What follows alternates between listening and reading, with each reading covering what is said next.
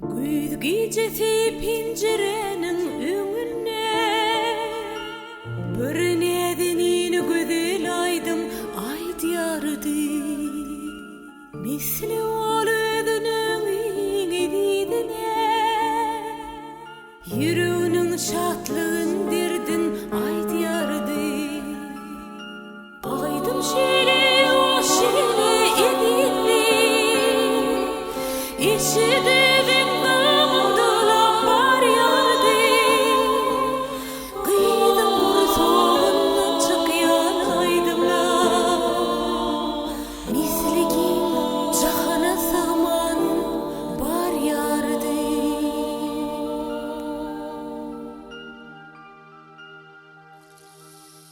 Gecenin yardı bulutlar bile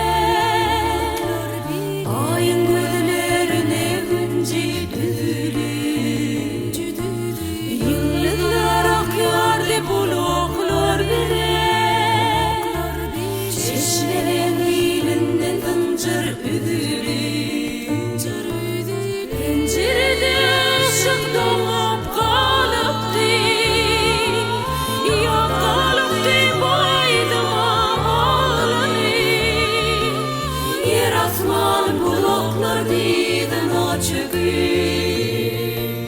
Durdu ciklap ağırsınla bağlarım.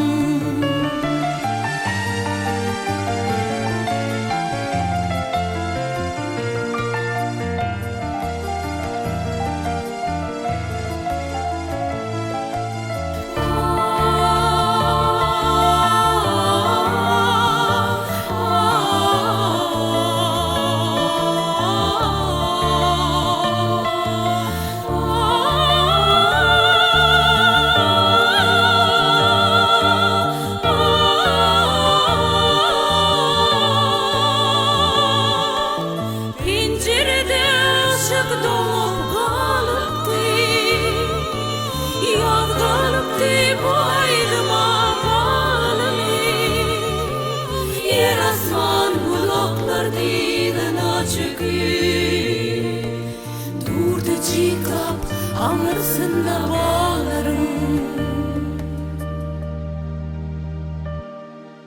Güz gecesi pencere